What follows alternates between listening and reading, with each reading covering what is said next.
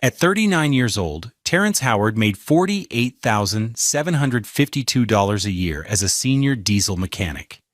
He was a good man, a man whose worth was measured in the steady rumble of a perfectly tuned engine and the blackened grease under his fingernails that never quite washed away. He believed in things you could touch, things you could fix. He believed in the loyalty of a well-made tool and the simple honesty of a hard day's work. What he did not believe in, what he could not comprehend, was the document he held in his trembling hands. It was a standard divorce filing, Form F-14, delivered by a bored-looking process server just an hour before. But it was the attached schedule of assets that had hollowed him out, leaving him a ghost in his own home. The house, a modest 3-bedroom ranch in College Park they had bought 12 years ago for $189,000, Haupt was already eerily silent. Simone was gone.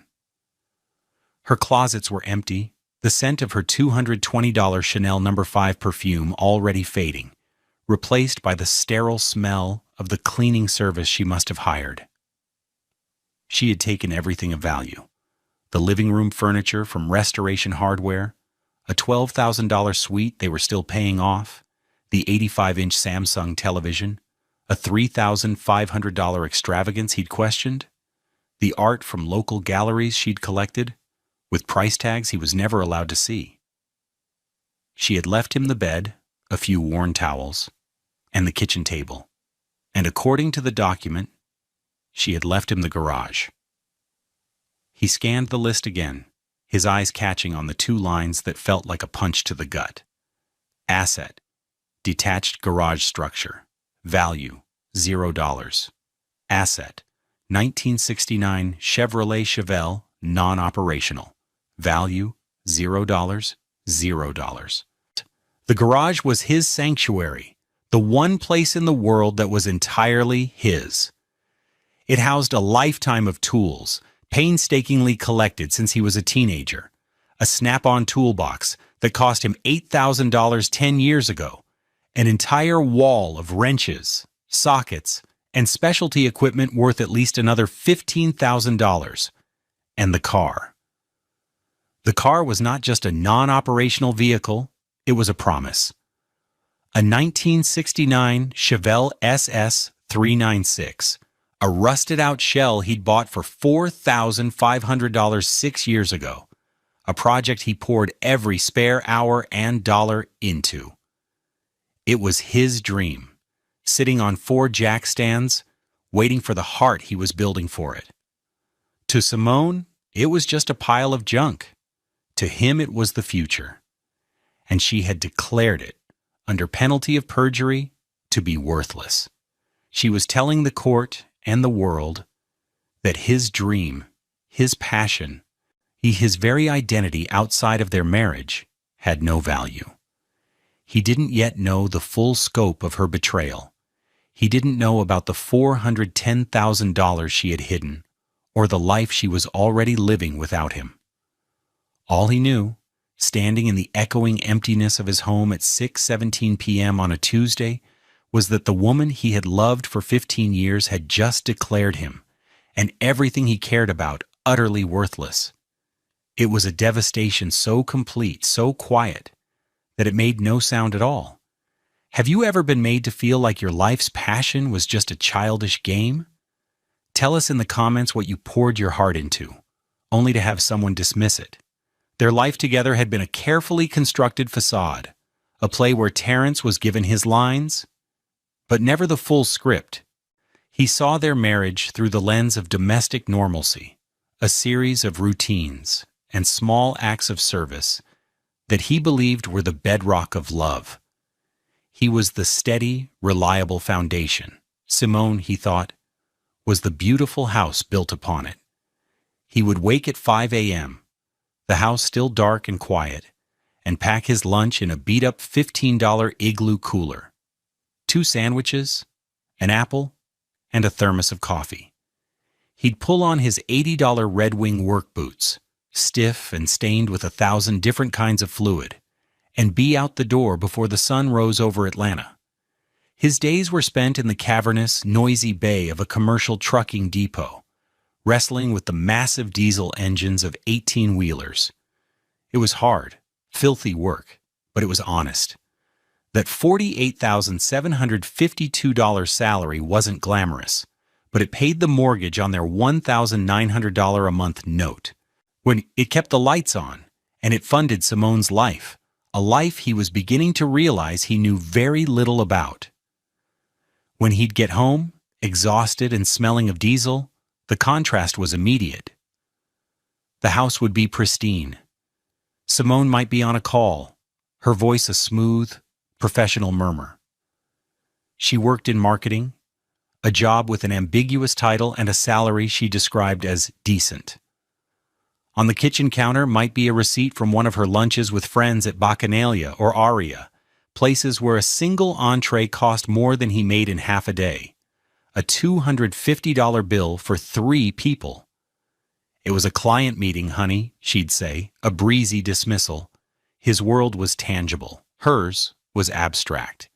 When her 2021 Lexus RX 350, a $55,000 vehicle, had a check engine light, he was the one who spent a Saturday with his $300 OBD2 scanner, diagnosing a faulty oxygen sensor and replacing it himself for $78 in parts, saving them the $500 the dealership would have charged. "Thanks, babe," she'd said, barely looking up from her iPad, where she was scrolling through what he now knew was the Neiman Marcus website. The Chevelle in the garage was a constant, low-grade source of tension. It was his one selfish act, his cathedral of steel and rust. Simone saw it as an eyesore and a money pit. "Are you ever going to finish that thing?" she'd ask, peering into the garage, her nose wrinkled at the smell of penetrating oil. "You spend so much time playing with that old junk." Playing. That was the word she always used. It wasn't work, it wasn't a craft, it wasn't a passion, it was a child's game. He'd be meticulously cleaning a set of original valve covers, was a task requiring patience and precision, and she'd call from the doorway, "Don't forget we have that dinner party at the Martins on Saturday. Please try to get the grease off your hands this time." The Martins, who lived in a $1.2 million house in Buckhead and spoke of European vacations and stock portfolios. Terrence always felt like an exhibit at those parties, the salt-of-the-earth husband. One Christmas, she presented him with a $3,200 Chanel handbag. "My mother was cleaning out her closet and wanted me to have it," she'd said, her eyes wide with manufactured innocence. He, in turn, had given her a beautiful, custom-made jewelry box he'd crafted from reclaimed walnut, spending over 40 hours in his garage sanding and finishing it. She smiled, said it was lovely, and he never saw it again after that day. It didn't fit the aesthetic of their bedroom, she'd explained. He remembered a conversation about their finances just 6 months ago. He'd wanted to buy a new engine hoist, a $1,200 piece of equipment that would make pulling the Chevelle's engine possible. "Terrence, we can't afford that," she'd said, her tone laced with disappointment. "My commissions have been down, and we need to be saving. We're on a tight budget." He'd believed her. He'd felt guilty for even asking. He made do with his old, borrowed chainfall, unaware that tight budget was a fiction designed for an audience of one. The facade was perfect, seamless, and built on a foundation of 1,000 quiet lies, each one dollar tagged and delivered with a condescending smile. The betrayal, once revealed, did not come as a single tidal wave, but as a series of escalating, deliberate shocks, each one designed to strip away another layer of his dignity. The initial filing was just the first tremor. The earthquake was yet to come. His first meeting was with a court-appointed lawyer, a tired-looking man named David Chen, whose office was a cramped, cluttered space above a check-cashing store. The air was thick with the smell of stale coffee and desperation. "Look, Mr. Howard," David said, sighing as he flipped through the paperwork Simone's high-priced legal team had filed. Your wife has a top-tier firm. They're claiming you're financially irresponsible, that you wasted marital assets on—" He squinted at the page. "A worthless vehicle project. They're offering you the garage and its contents, and in exchange, you walk away from any claim on her future earnings or retirement accounts. Frankly, and given your income disparity, it's not the worst deal I've seen." Terrence felt a surge of indignation. My income disparity? I paid for that house. I paid for her car. That worthless vehicle has parts in it worth more than my daily driver. David just held up a hand. "I hear you. But what you feel and what we can prove are two different things. Her declaration says the joint savings account has $1,846.15 in it. She's declaring her income at $72,000. On paper, she's the higher earner, but not by a life-changing amount. They're painting you as a hobbyist who doesn't contribute." A few days later, Terrence's phone rang. It was Simone. Her voice was cool, distant, like a stranger making a business call. "Terrence, I just wanted to see if you'd had a chance to look at the papers," she said. "I got them, Simone," he replied, his voice flat. Good. It's really the fairest way. Just sign them, and we can both move on. You get to keep your garage, your car, your little hobby. It's what you love, right?" The condescension was a physical thing, a pressure in his chest, a little hobby. She was offering him his own life back as if it were a cheap trinket, a consolation prize. He said nothing. Her voice hardened. "Don't drag this out, Terrence. It will only get more expensive for you." The line went dead. The next blow came a week later, a formal notice from the bank, delivered by certified mail. Simone had filed a motion to freeze their joint account, the one that held the only money he had in the world, his last 2 paychecks. The reason cited was to prevent the dissipation of marital assets, a cruel irony given that the only assets being dissipated were the ones he had earned with his own 2 hands. He had until the end of the week before he would be locked out of his own money. He was sitting at the kitchen table staring at the notice when his friend Marcus called. Marcus was a fellow mechanic, a straight shooter. Man, you're not going to believe this," Marcus said, his voice hesitant. "I was doing a mobile repair job up in Buckhead today, off Peachtree. You know that new glass tower, the Sovereign? The one where condos start at like $750,000? "I know the building," Terrence said, his attention still on the bank notice. "Yeah, well, I saw Simone. She was coming out of the private residence entrance, got into her Lexus, and drove off. Looked like she lived there, man." Terrence's mind couldn't process it. "No, you must be mistaken. That's impossible. We can't afford a place like that. I'm telling you it was her. Same car, same everything. Just thought you should know." The final, most devastating piece of the puzzle clicked into place the following night. He was trying to call her, a desperate, foolish attempt to reason with her about the bank account. He needed money for groceries, for gas. The phone rang once, twice, then picked up with a jarring clatter. He heard her voice, but she wasn't talking to him. She was on speakerphone, her voice sharp and clear, full of a casual cruelty that stopped his heart. "No, Gerald, I'm telling you, it's fine," she was saying to her lawyer. "He's not going to fight it. He's too proud and too simple." A man's voice, smooth and expensive, replied, "He's still entitled to discovery, Simone. We need to be prepared if he pushes back on the asset sheet." And then came the line that would echo in his mind for months, the line that ignited a cold, quiet fire in his soul. Simone laughed, a short, ugly sound. "Oh, please. Give him the garage. Let him play. It's full of junk anyway. It will keep him busy while we finalize this. The man thinks a balanced crankshaft is high finance. He won't know what hit him." Terrence slowly lowered the phone. He didn't hang up. He just sat there in the silence, listening to the dead air. She hadn't just left him. She hadn't just lied. She had built a cage for him out of his own passion, and she was laughing about it. He looked through the kitchen window at the dark shape of the garage.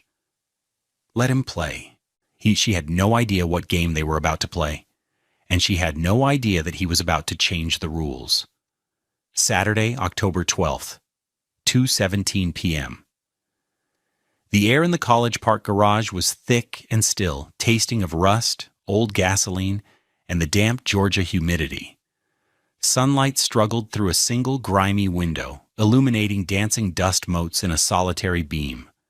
For Terrence, this place had always been a refuge. Now it felt like a prison cell, albeit one he'd been generously allowed to keep. Simone's words from the phone call, "Let him play," were a corrosive acid in his gut. He was done feeling helpless. He was done being the victim in her story. If she thought this garage was just a playground, he would use it as a workshop for her undoing. His eyes fell on the Chevelle. It sat silent on its jack stands, a hulk of primer gray metal and exposed wires. For months, he'd been planning the next major step, pulling the original, seized-up 396 engine to make way for the restored 454 big block he'd been slowly building. It was a massive, greasy, back-breaking job he'd been putting off. Today, it felt like the only logical thing to do. It was an act of defiance. He was going to take something apart to put himself back together. He cranked up the old stereo, letting the sounds of gritty southern rock fill the space. He rolled the heavy engine hoist, a borrowed cherry picker that groaned in protest, into position over the car's open front end. The rhythmic clank of the hoist's chain was a comforting percussion. He started the process, a ritual he knew by heart. First, drain the fluids. The dark, sludgy oil bled out, followed by the sweet, toxic smell of old antifreeze. Then, disconnect the peripherals. He labeled every wire, every vacuum hose, with masking tape and a Sharpie, a habit of precision she'd always mocked. So meticulous, she'd once said, for a man who works with his hands. He unbolted the drive shaft, the exhaust manifolds, the transmission housing. Each frozen bolt that broke free with a sharp crack was a small victory. His knuckles were already scraped and bleeding, his blue work shirt stained with fresh grease. He didn't care. The physical pain was a welcome distraction from the emotional agony. Hours passed. Finally, it was time for the main event. He attached the heavy chains from the hoist to the lifting points on the engine block. He took a deep breath and began to crank the hydraulic handle of the hoist. With a groan of tortured metal, and the engine began to lift from its mounts, separating from the chassis for the first time in over 50 years. Once it was clear, hanging suspended in the air like a monstrous iron heart, he moved to the final step before mounting it on the engine stand. He had to remove the big, round air cleaner assembly that sat atop the carburetor. It was held on by a single wing nut. He spun it off, lifted the metal lid, and reached in to pull out the old paper air filter. But his fingers brushed against something that didn't belong. It was smooth and cool, plastic. Tucked deep inside the circular housing, pressed flat against the metal base, was a package. It was a standard manila envelope, sealed inside a Ziploc bag, which was then meticulously wrapped in black electrical tape. It was secured to the bottom of the housing with more tape, hidden completely from view by the filter element. This was not something that could have gotten there by accident. This was placed. This was hidden. His heart began to pound a heavy, frantic rhythm against his ribs. His hands, slick with grease, trembled as he fumbled for the utility knife on his workbench. He carefully sliced through the layers of tape and plastic, his mind racing. What could it be? Old registration papers? A forgotten title? He pulled the manila envelope free. It was surprisingly thick. He tore open the flap, his greasy thumbprint smudging the paper inside. He pulled out a sheaf of documents. The top page was crisp, professional, printed on heavy bond paper. At the top, in elegant blue lettering, was a logo he recognized from television commercials: Morgan Stanley. He read the words, but his brain refused to assemble them into a coherent thought. It was a brokerage account statement. The name on the account was Simone Howard. The statement date was just 3 months ago, and then he saw the number at the bottom of the page. The one listed under Total Account Value, $410,213.87. He sank onto a nearby stool, the papers shaking violently in his hand. $410,000. He read the number again and again. It was real. This was the tight budget. This was the commissions are down.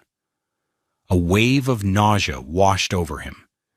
But as he flipped through the pages, he saw something that cut through the shock and replaced it with a cold, clear focus.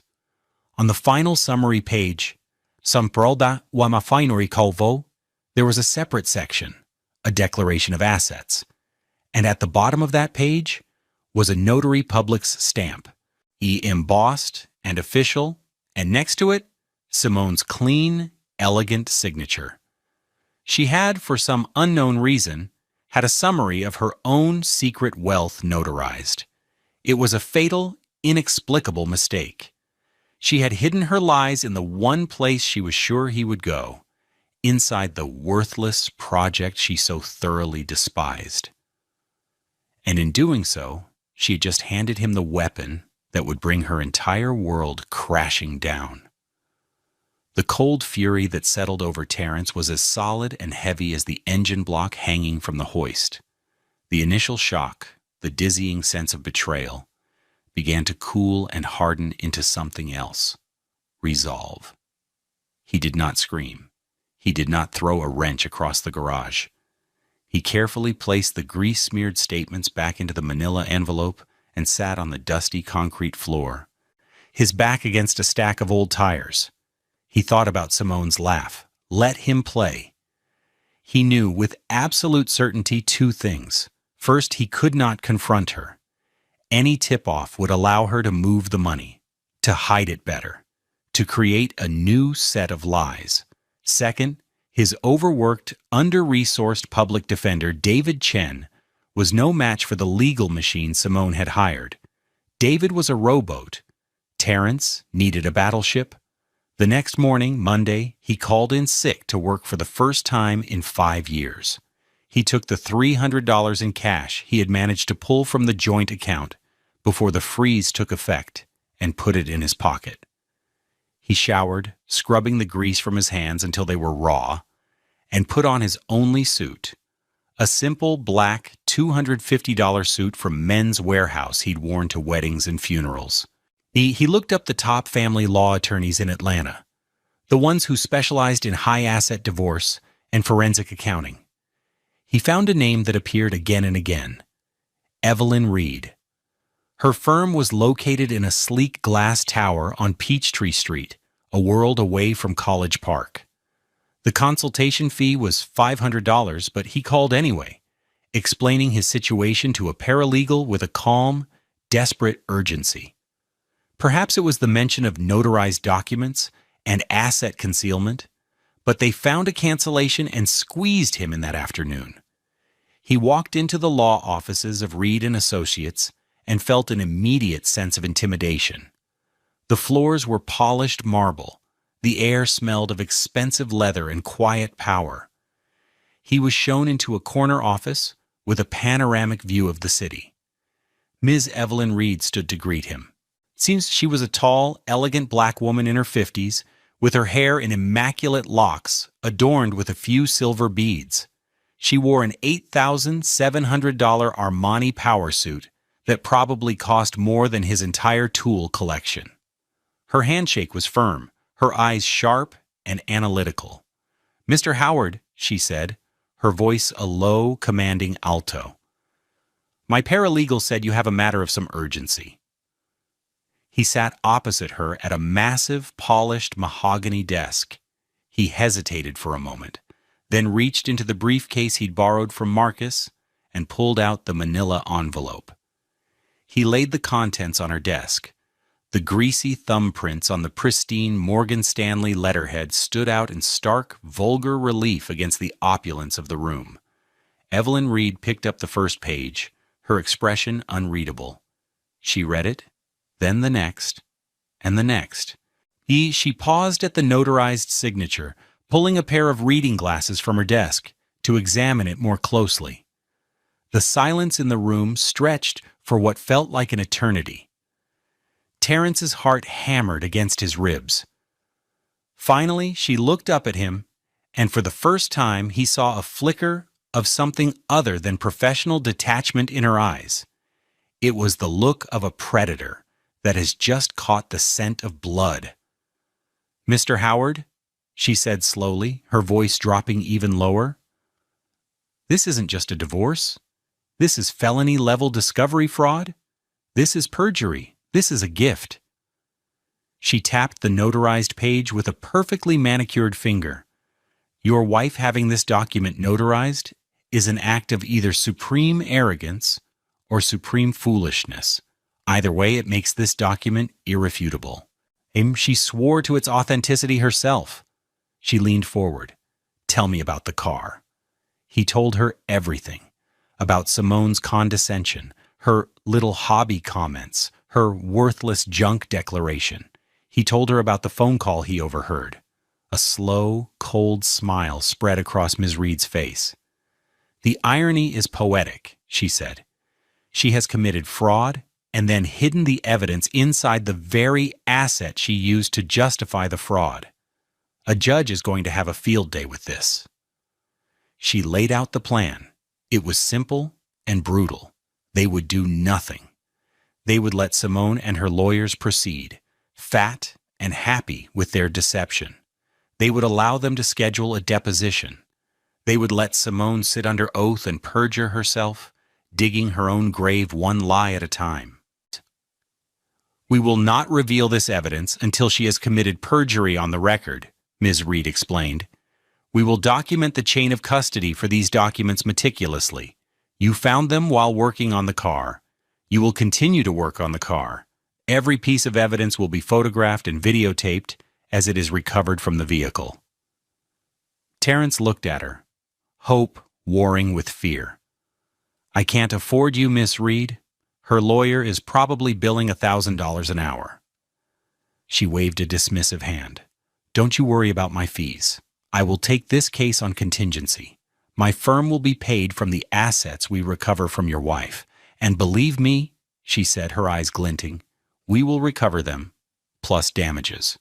And my fees, which at my rate of $1,200 an hour, she will be ordered to pay in full. Now go home, Mr. Howard, and play in your garage." Terrence Howard became the finest actor of his own life. He inhabited the role of the broken, defeated man so completely that even he sometimes forgot where the performance ended and the reality began. He played his part with the same precision he used to gap a spark plug. The first test came 2 days after his meeting with Miss Reed. Simone called, her voice tight with irritation. "Terrence, I got a notification from my lawyer, Gerald. You've retained counsel, some high-end firm downtown. What are you doing?" He let out a long, weary sigh, a sound he had practiced. "I don't know, Simone. The legal aid guy said I needed someone better. I don't know what I'm doing. They just took the case. I think they feel sorry for me." He let his voice crack just a little.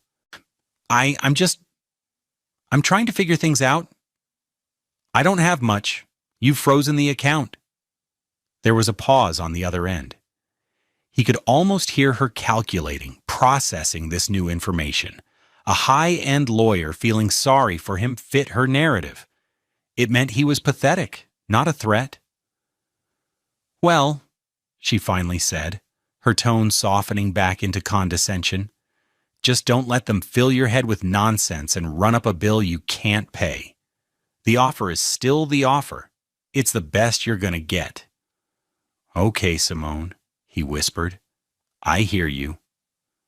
That weekend, he went back to the garage. He set up a tripod with his phone, following Ms. Reed's instructions to the letter. He hit record, stating the date, time, and what he was about to do. "Saturday, October 19th, 11:03 a.m., he said to the camera. Continuing disassembly of the 1969 Chevelle engine. He moved to the engine, which was now mounted on a stand. His next task was to remove the valve covers. They were caked with decades of grime. He pried the first one off with a putty knife. It came away with a sticky, satisfying pop. And there, nestled in the oily sludge of the cylinder head, was another package. Smaller this time, another Ziploc bag, wrapped in tape. He brought it to the workbench, the camera following him. He carefully unwrapped it. Inside was not a financial statement, but a stack of folded papers. He unfolded them.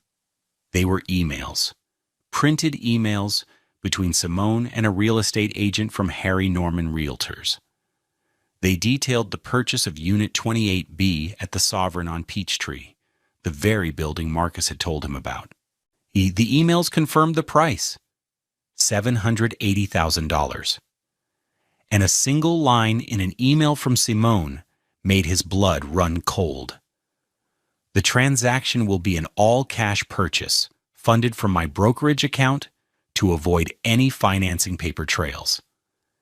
He held the email up to the camera, his face a mask of cold fury.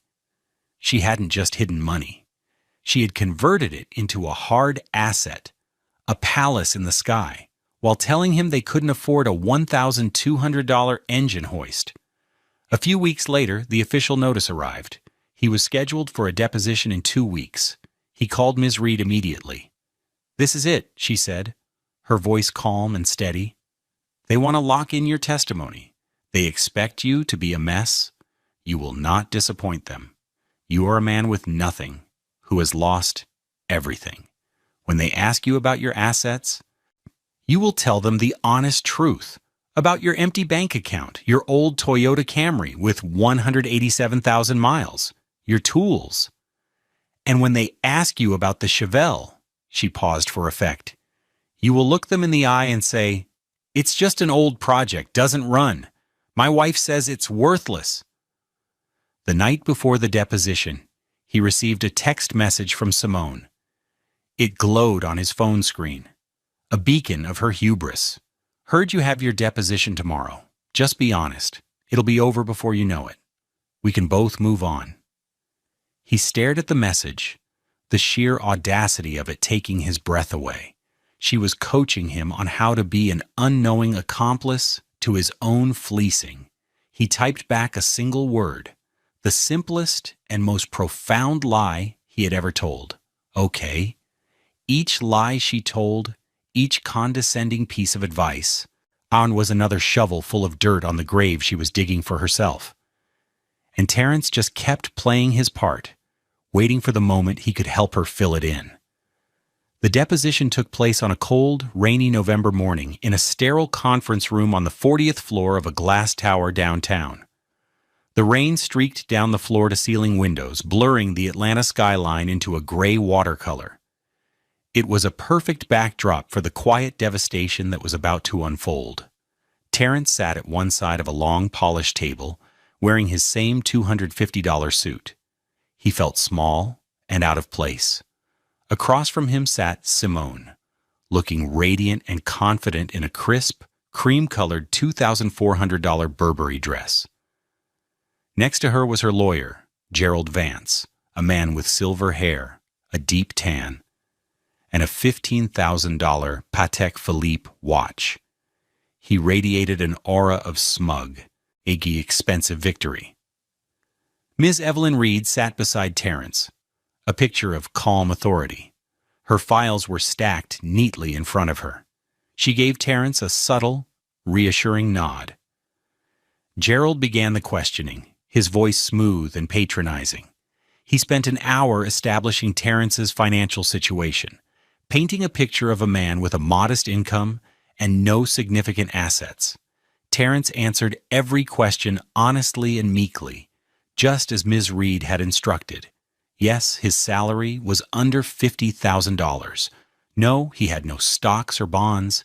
Yes, the joint bank account was nearly empty. Then Gerald leaned back, a predator toying with its prey. Mr. Howard, let's talk about the marital home. You understand that the equity will be split, as is standard? Yes, sir, Terrence said. And you have no other properties? No vacation homes? Why, no rental units? No, sir. Then came the turn. Gerald picked up Simone's sworn asset declaration.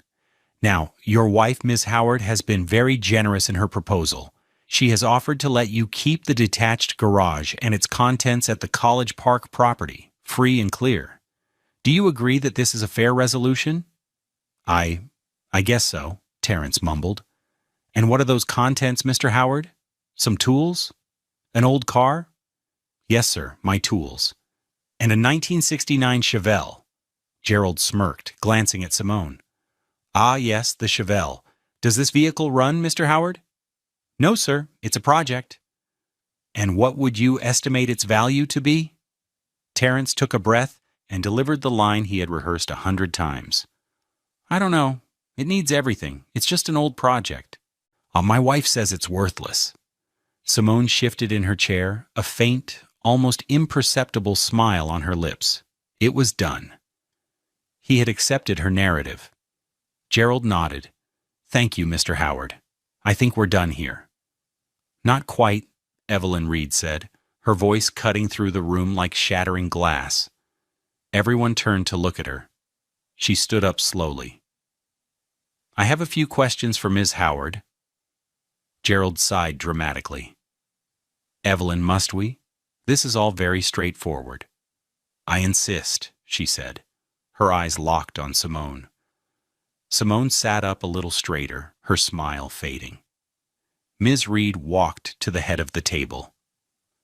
Ms. Howard, you signed this financial declaration under penalty of perjury, did you not? Yes, of course, Simone said, her voice clipped. And this document, it lists all of your financial assets as of the date of signing? Yes, all of them. So to be clear for the record, you have no other bank accounts, no investment portfolios, no brokerage accounts? That is correct, Simone said, her eyes flicking nervously toward Gerald. And you own no other real estate either in your name or held in a trust? No, she said, her voice a little too firm. Ms. Reed paused, letting the silence hang in the air. Ms. Howard, you just heard your husband testify that he believes the Chevelle in his garage is, in your words, worthless? Do you agree with that assessment? Simone saw her opening, a chance to land one last dismissive blow. She smirked. It's a piece of junk. It doesn't even run. He just plays with it. Its contents are worthless. Thank you, Ms. Howard. You have been very clear, Ms. Reed said. She turned to the court reporter. Please note the time. 11:42 a.m. The deponent has testified under oath that the contents of the 1969 Chevelle are worthless. She then turned to the door and gave a slight nod. Her paralegal entered, carrying a large, sealed sealed evidence box labeled Howard versus Howard, Exhibit A. He placed it on the table with a heavy thud. Gerald Vance shot to his feet. Objection. What is this? We have not seen this in discovery. That's because this is discovery counsel, Ms. Reed said coolly. These are items recovered from the worthless 1969 Chevelle your client just testified about. She opened the box. Her first pull was a large Ziploc bag, the electrical tape still attached, a greasy thumbprint clearly visible on the manila envelope inside. She placed it on the polished table. Simone's face went completely white. She looked as if she'd seen a ghost. We would like to enter into evidence Exhibit A-1, Ms. Reed announced, her voice booming in the suddenly silent room. A notarized statement from a Morgan Stanley brokerage account in the name of Simone Howard, showing a balance of $410,213.87. This document was recovered from the air filter housing of the worthless car at 2:17 p.m. on October 12th. Simone made a small choking sound. Gerald was sputtering. This is inadmissible. It's outrageous." Ms. Reed ignored him, reaching back into the box. She pulled out another grease-stained package. Exhibit A2. Sentinchepranent, Ikronent, a series of printed emails confirming the all-cash purchase of a $780,000 condominium at the Sovereign, Unit 28B, with funds from the aforementioned brokerage account. These were recovered from inside the left valve cover of the worthless engine. She continued, her voice a steady, relentless hammer. Exhibit A-3, copies of tax returns from the past 3 years, declaring an income nearly double what was stated on her financial affidavit, found taped under the driver's side carpet. Exhibit A-4, receipts for over $50,000 in luxury goods from Neiman Marcus and Saks Fifth Avenue. Paid for from a secret credit card. Found stuffed inside the original glove box. With each exhibit, another piece of Simone's meticulously constructed world turned to dust. She began to tremble, her eyes wide with panic, darting from the greasy evidence on the table to her lawyer's horrified face, to the cold, unyielding expression on Terrence's. He didn't look angry. He didn't look triumphant. He just looked calm. It was the calm of a mechanic who has found the source of the problem and knows exactly how to fix it. The game was over. She had lost. The collapse of Simone Howard's life was not a slow crumble. It was a demolition. The shockwaves from that conference room radiated outward, dismantling her existence with the same methodical precision Terrence had used on the Chevelle's engine. The first consequence was legal and immediate. The deposition was abruptly terminated. Gerald Vance, his face a mask of fury and humiliation, pulled Simone into the hallway. Terrence could hear their raised, frantic whispers through the thick glass door. When Ms. Reed emerged, she was carrying the evidence box. The judge, informed of the blatant perjury and discovery fraud, voided Simone's initial divorce filing on the spot. He scheduled an emergency hearing and referred the matter to the district attorney's office. Simone wasn't just losing a divorce case. She was now the subject of a criminal investigation for felony fraud and perjury. The second consequence was financial, and it was catastrophic for her. Acting on an emergency motion from Ms. Reed, the court placed an immediate freeze on all of Simone's known and newly discovered assets. The $410,000 Morgan Stanley account was locked. A lien was placed on the $780,000 Buckhead condo, preventing its sale. Every penny she had schemed to protect was now tangled in a legal web. A1 and the forensic accountants Ms. Reed hired, at a cost of $400 per hour, began to crawl through every transaction. The third consequence, was the final divorce settlement, which came 3 months later. It was a bloodbath. Due to the egregious nature of her fraud, the judge invoked a punitive ruling. Terrence was awarded the marital home in College Park, free and clear, all equity, all his. He was awarded 75% of the hidden brokerage account, a sum totaling $307,660.40. He was also awarded 50% of the value of the Buckhead condo after it was ordered to be sold. Finally, in a moment of pure, karmic justice, Simone was ordered to pay 100% of Terrence's legal fees. The bill from Reed and Associates came to $82,450. Simone, who had tried to leave her husband with nothing, was now legally obligated to make him a wealthy man. The fourth consequence was social. The story, as juicy and shocking as it was, leaked. The tale of the high-flying marketing executive who hid her fortune in her mechanic husband's junk car became the stuff of legend in the Buckhead social circles she so desperately wanted to conquer. Her friends, the ones she'd impressed with her Chanel bags and client lunches at Aria, distanced themselves overnight.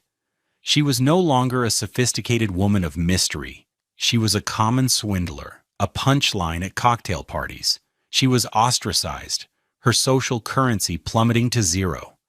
During this time, Terrence's phone, which had been silent for weeks, began to light up with calls and texts from her. He never answered.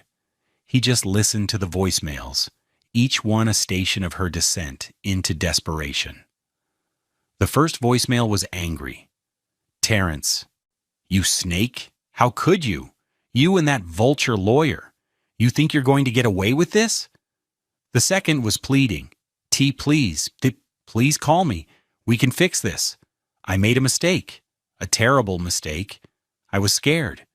We can talk to the lawyers, work something else out." The third was sobbing. "They're going to take everything. My job. They've put me on leave pending an investigation. My life is over. You did this to me, please. I have nothing." The final voicemail, left at 3 a.m., a week before the final hearing, was just the sound of her crying, punctuated by a single whispered word. Why?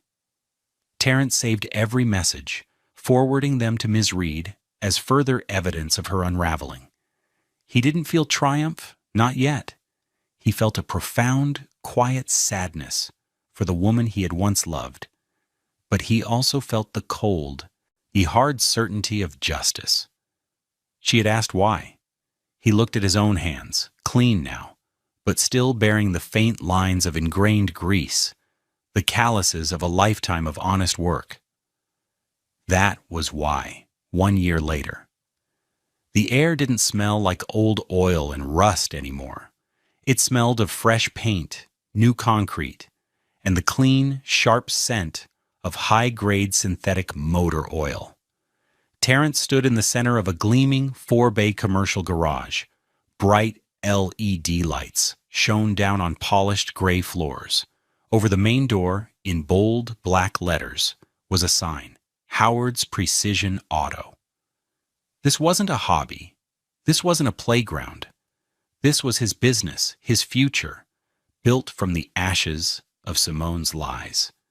In the first bay, under the brilliant lights, sat the 1969 Chevelle. It was no longer a hulk of primer and rust. It was a work of art. Its body was painted a deep, lustrous black, so polished it looked like a pool of liquid night. The chrome bumpers and trim, which he had painstakingly replated, gleamed like silver. The project had cost him $45,000 to complete, a sum he could now easily afford. Under the hood, where Simone's secrets had once been hidden, sat the heart of the machine, a perfectly tuned, monstrous 454 big block engine.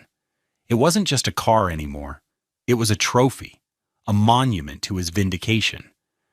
He was no longer Terrence Howard, the $48,000 a year diesel mechanic. He was Terrence Howard, owner and lead technician. He had 2 young, eager mechanics working for him, both of whom he was paying a better wage than he had ever made. He had traded his greasy work shirts for clean, embroidered company polos. He was his own boss. After locking up the shop for the day, he didn't drive his old Toyota Camry. He slid behind the wheel of the Chevelle. The interior was all new, the smell of fresh leather filling his senses. He turned the key, and the big engine roared to life with a deep, throaty rumble, the sound of power, of control, of a promise fulfilled. He drove not to the old house in College Park, which he had sold, but to a comfortable, new construction home in a quiet, leafy suburb. It wasn't a glass tower in Buckhead. It was a home with a yard and a 2-car garage that was for the first time just for his daily drivers. He thought about Simone.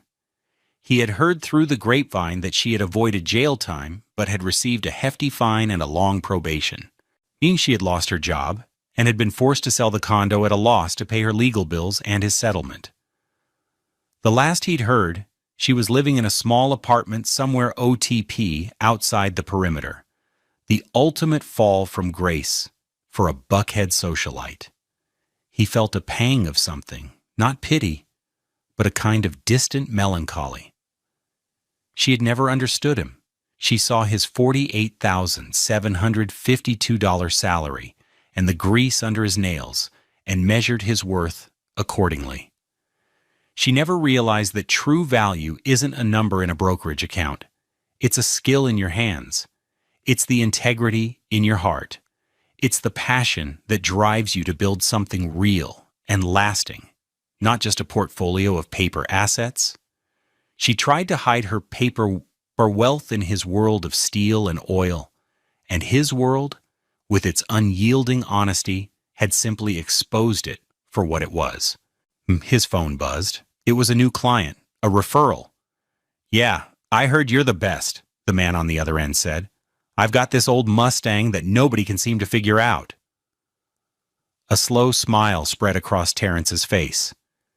He looked out at the setting sun, its golden light glinting off the Chevelle's long black hood. He felt a sense of peace that was more valuable than any dollar amount. "Bring it on in," he said, his voice calm and confident. "We'll take a look under the hood." It's a powerful reminder that sometimes the things people dismiss as worthless hold the most value. What we build with our own hands and hearts can't be hidden or devalued by those who only understand the price of things, not their worth. Thank you for joining us on Love Beyond Pride, where we believe that true wealth is always a matter of character. Don't forget to subscribe for more stories of justice and new beginnings.